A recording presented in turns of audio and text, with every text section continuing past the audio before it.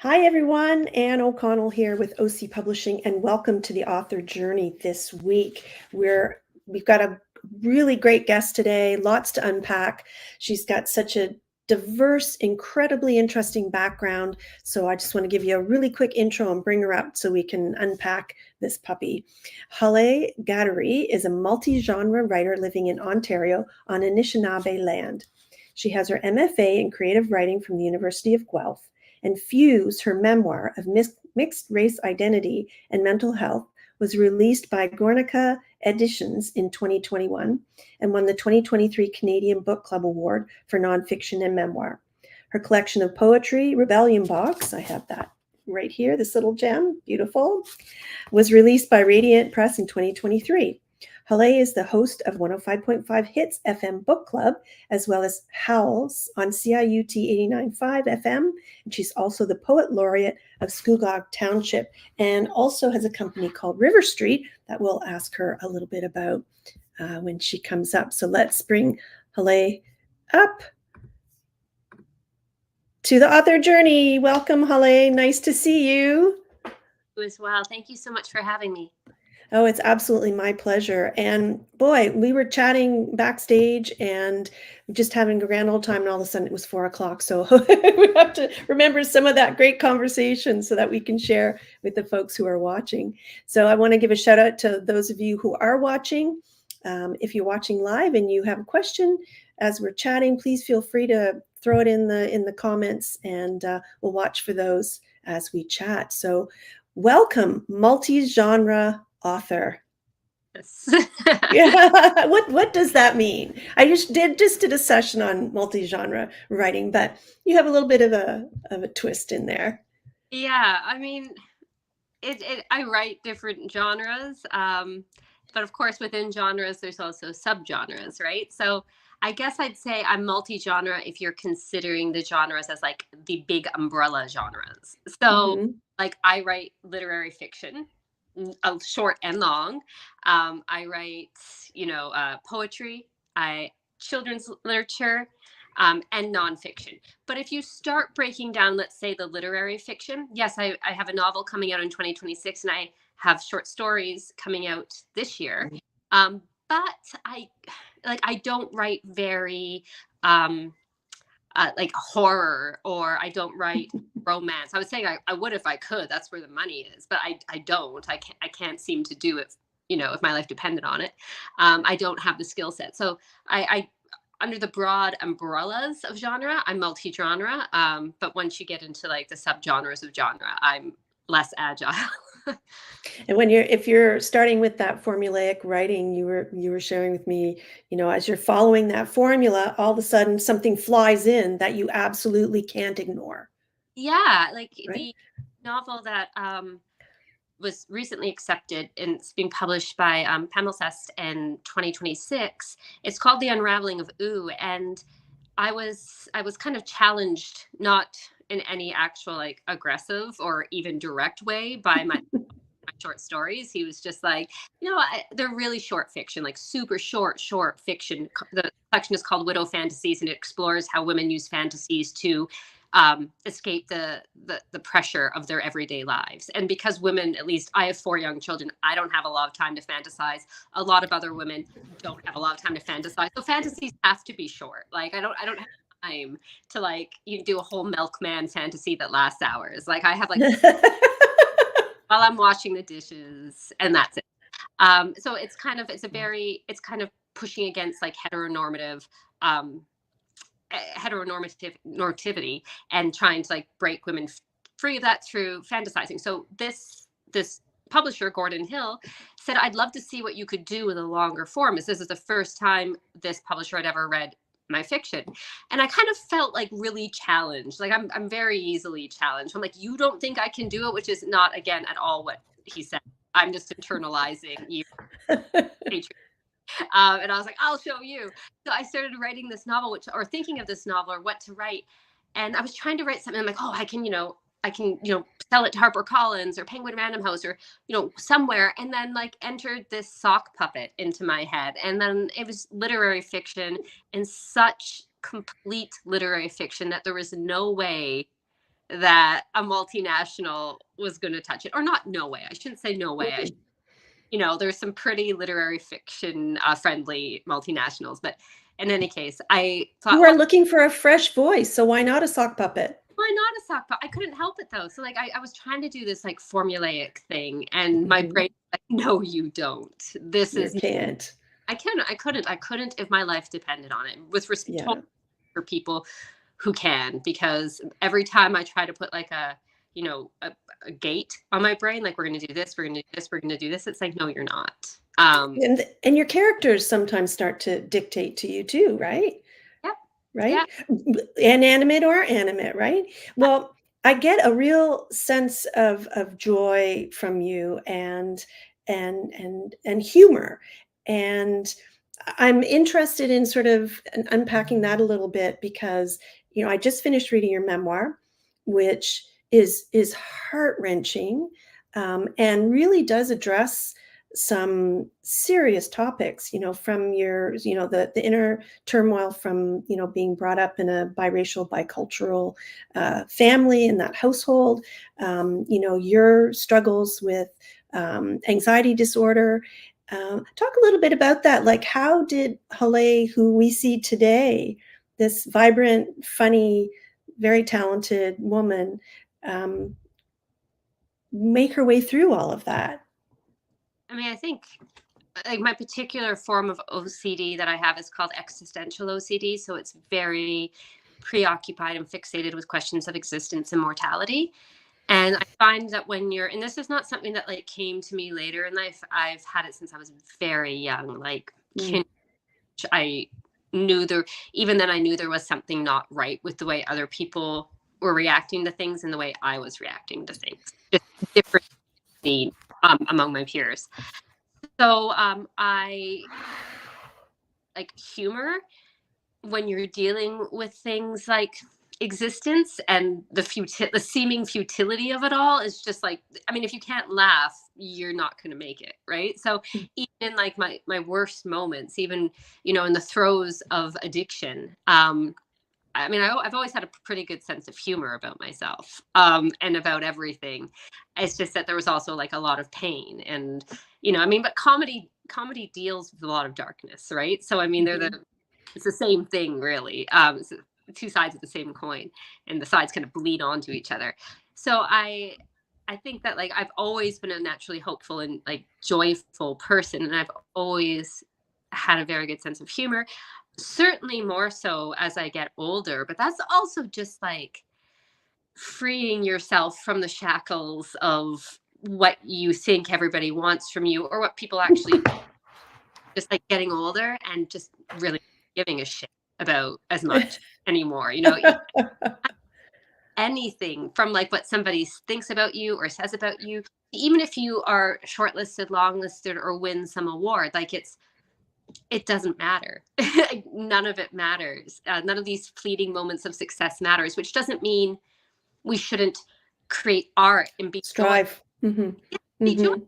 Art, do things that make you happy. But I mean, I always say, I'm a publicist too. I always say to my clients, like, you can't create this stuff. You can't create this art because you want something from it. You just have to do it and hope it happens. And if art, hope it happens, hope that you've created something you can love. And if other stuff happens because of it, if you Mhm. get because of it, then wonderful.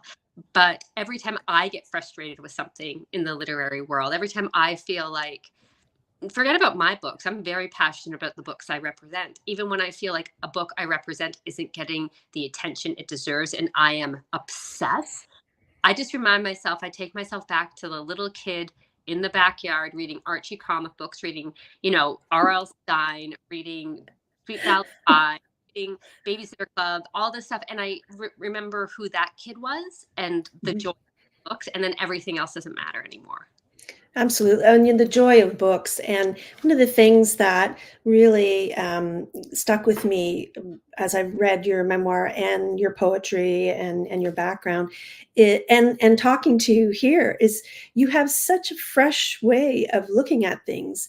And and maybe it's just because of your background, but I mean, I was drawn into your memoir right from the foreword, and you talked about living in a way that defies strict categories. Mm-hmm. How how did your upbringing create that sort of sense of being in your mind, that defying the categories? Because it was really, you weren't in any one particular culture, right? Yeah, I was always felt like I didn't belong anywhere, and that I had like really no place that was just that I could just be me, that I had no place I truly belonged. And as I get Mhm. older, that kind of goes away, not because I think I have a place that I belong, but because labels and categories are all fake things anyways. I mean, they're not fake, they're socially constructed. Social constructs are real, but I mean, Mhm. in any kind of metaphysical way, they don't exist. So I just thought to myself, oh, that's fine. But growing up, because I wasn't Iranian enough to be Iranian, and I wasn't white enough to be white, and like even like with my mental illness, because I could, and I was forced to pull it together, I could like pass as reasonably well until I couldn't, which is when like the drinking and addiction started and stuff like that. So um and I wasn't big enough to be considered. Again, when I use this word, please understand, I grew up in the 90s when heroin chic was everything.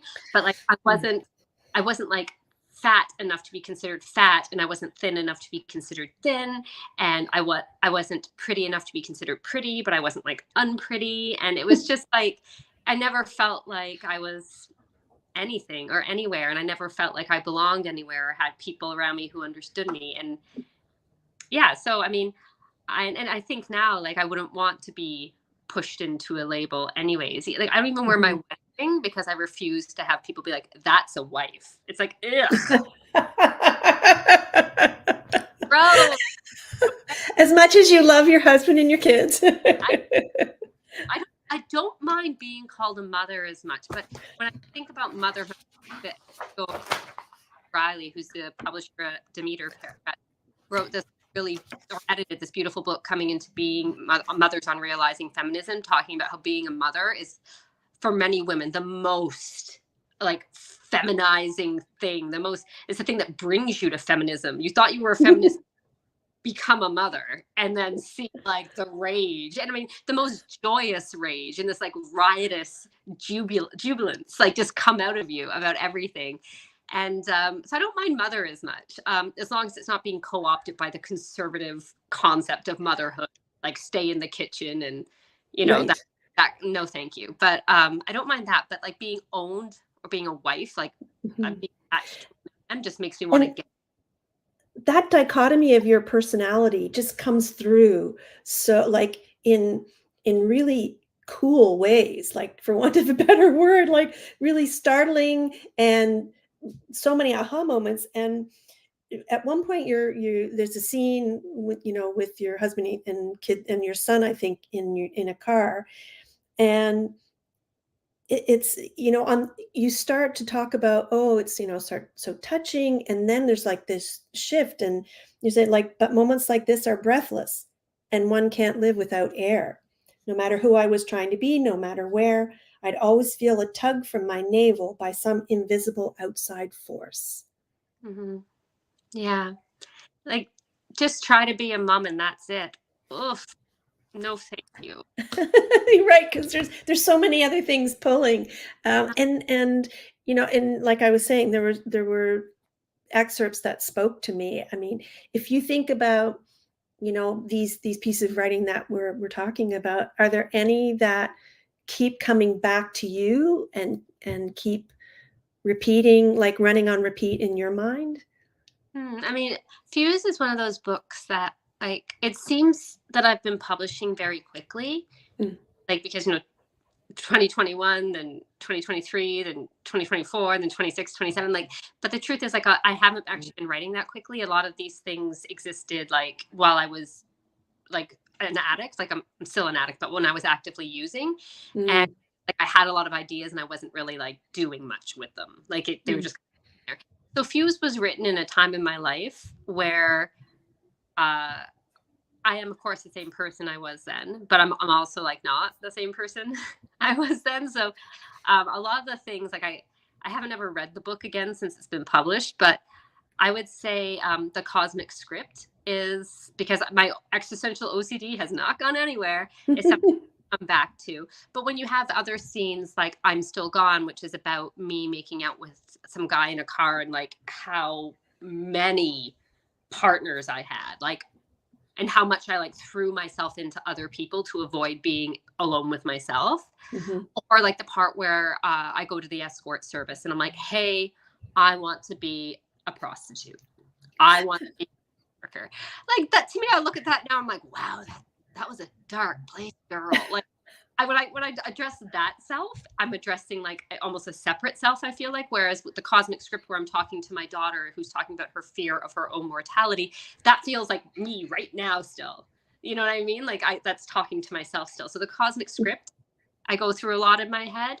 Um, so yeah, and I mean, to an extent, the title essay Fuse, just about mixed race mental illness and the prevalence of mixed race mental illness and eating disorder specifically with Mhm. biracial, because I still kind of struggle with stuff like that. You never stop being an addict. You never get over disorder.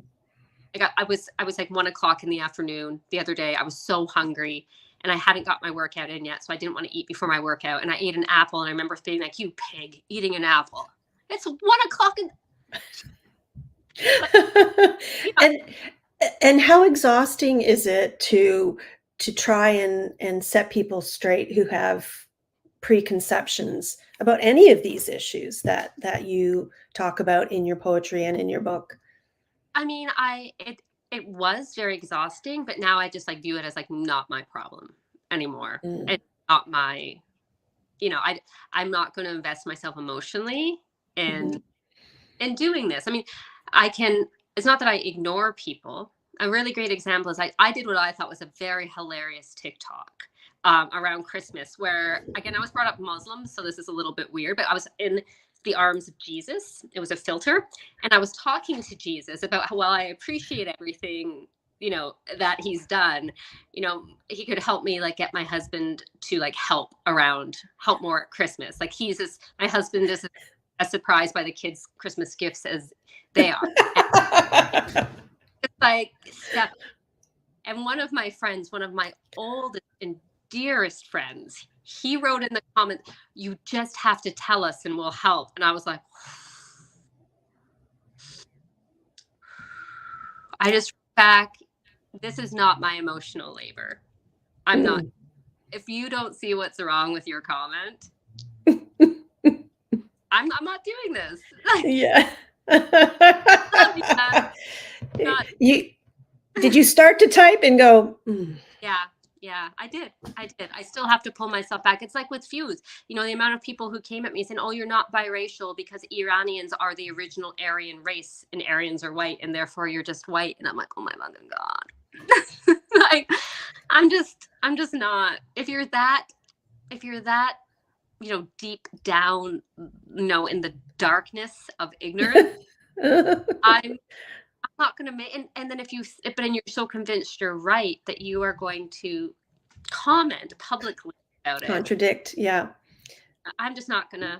It's not gonna help. But No. part of what you're doing in your writing is sharing your position and your knowledge and your experience, and, the more eyeballs on it, like, we can't control how people receive, Mhm. what we're writing, what we're creating, right?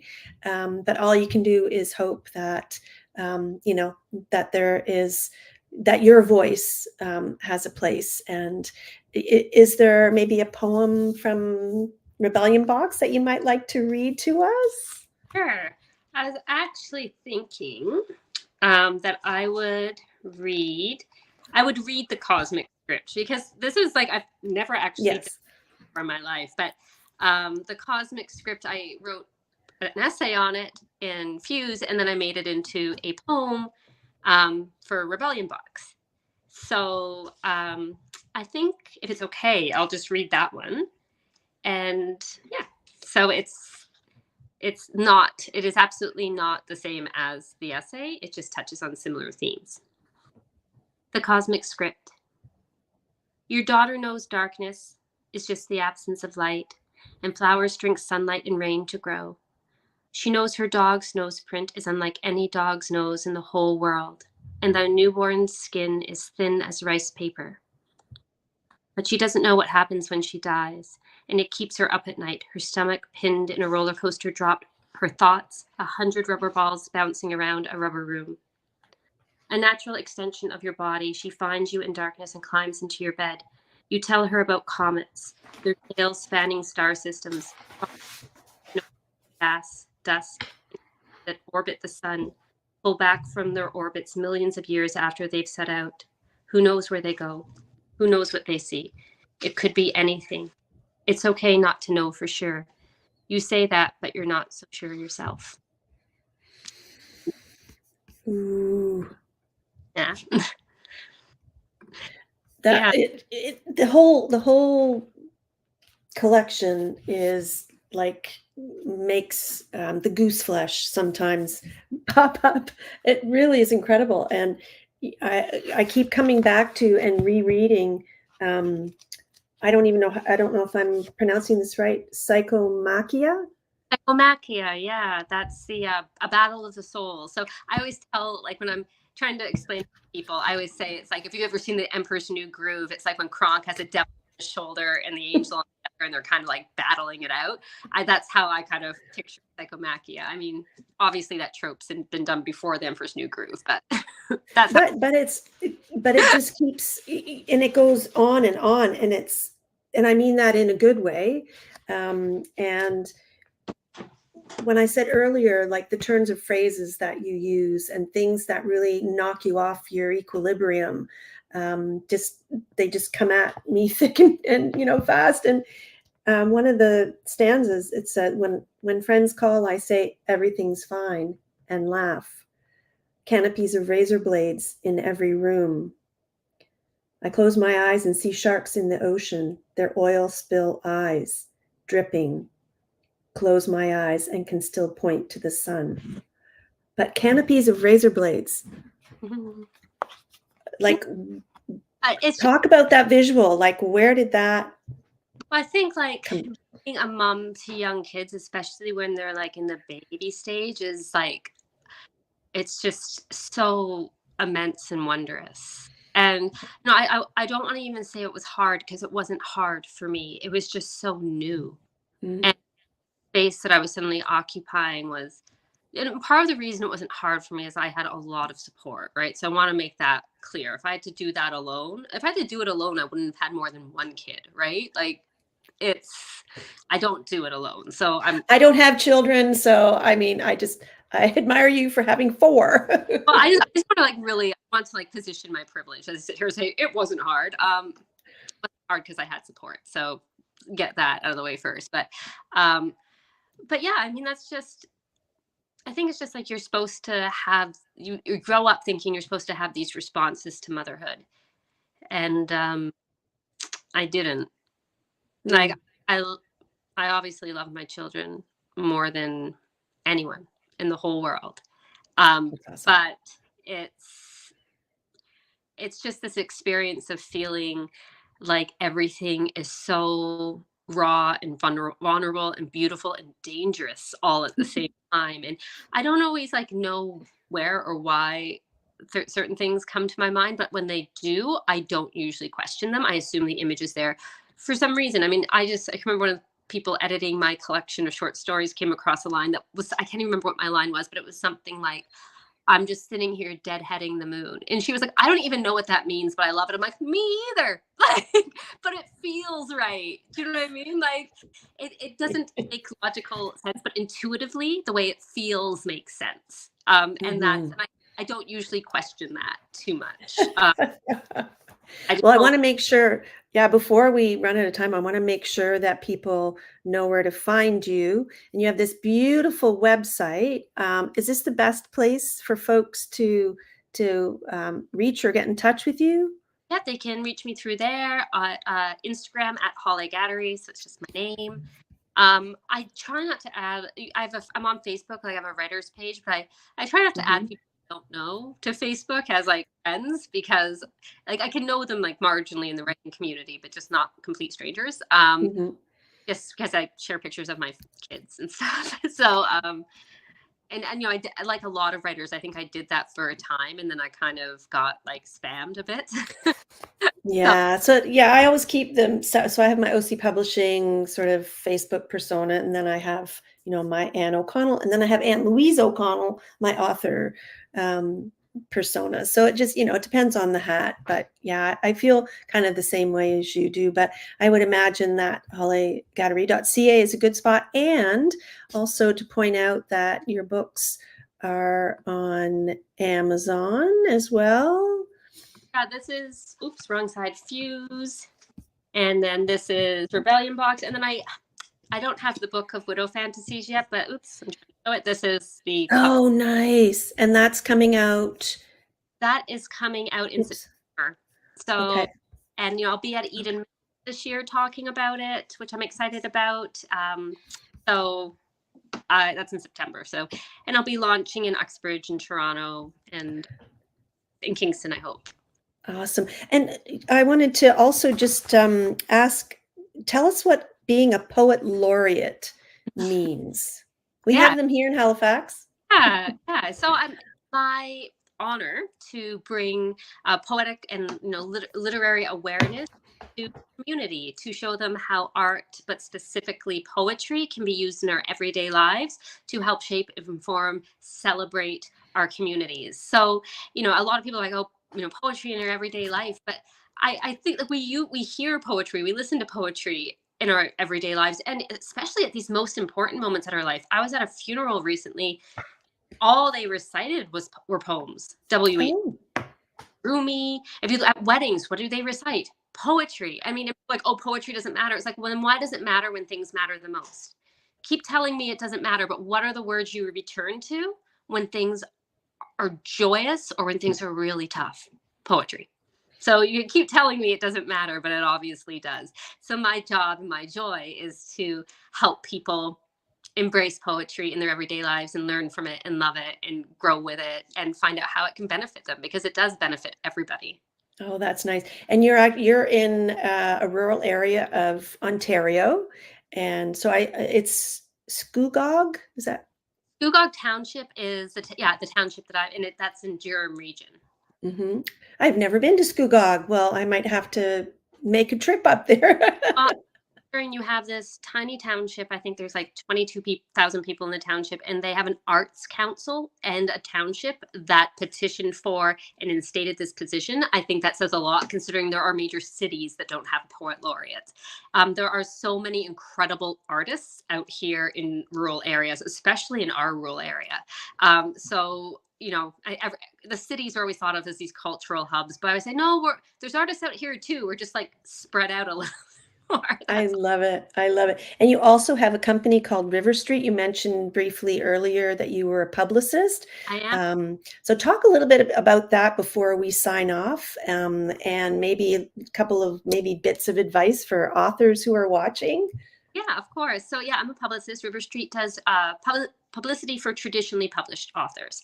And we work with Walzac and Wynne. We work with Radiant Press. We work with Latitude 46. We work with authors from Gornica and Stonehouse and Eighth House. We work with a lot of amazing authors, and we help them set and manage expectations for their books. So for a debut author, that will be incredibly different than someone who's published multiple books, right? So it's getting them pitched to traditional media, whether it's CBC or Global News or CTV or Breakfast Television or whatever it is, and then helping them get reviews in literary magazines. But I'm going to say this, the best way to get a review in a literary magazine is to have someone who will write a review for it and pitch it.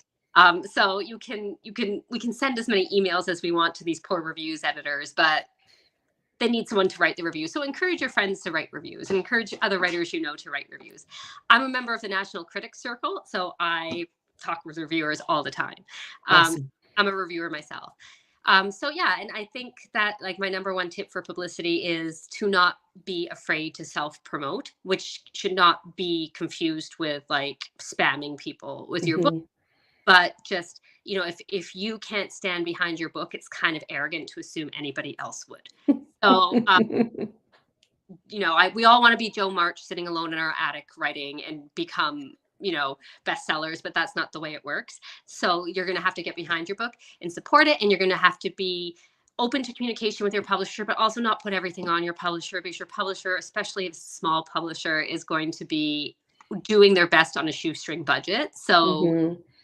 And I think that's a big misconception, is that, if you are traditionally published, then you can just take a step back and, wash your hands. It's so not true. I work with authors from Norton, WW Norton, huge, Penguin. Mhm. I specialize in small presses, but I do have a few clients that are in big presses. I assure you, even the multinationals struggle with, publicity. It's not, there's not these huge budgets, especially if you're a debut author. So again, Mhm. like you're not, you're not just going to launch into the world with your first book, and unless you're already a celebrity for doing something else and it be a bestseller. Your first book is like the first part of your career as a writer, and you have to like view it with the expectations of someone who's completely new, and that if you get a few reviews and you get a couple podcasts, and maybe you might even get on CBC, but like that's good if it's your That's first. huge. Yeah. But being like, I want a review in the Toronto Star, I want a full page spread on you, nobody knows who you are, nobody's going to do that. Like, yourself, we're there to help you do it, but a lot of it's up to you. Managing expectations. And Hollay, I think that we have a whole other show interview to do on publicity for authors and books. So I'd love to have you back and I love talk about that. That would be awesome. And I want to thank you so much for joining us today. We covered so much ground. And like I said, I could just continue, but we'll get you back. How's that? That's great.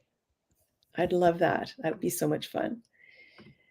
And thank you for joining us on the author journey this week and hearing stories from Hollay Ghadery, who is a memoirist and a poet laureate. So we'll hopefully have her back another time. But for now, I'm going to say goodbye, and we'll see you next week on the author journey. Happy reading and writing. Bye for now.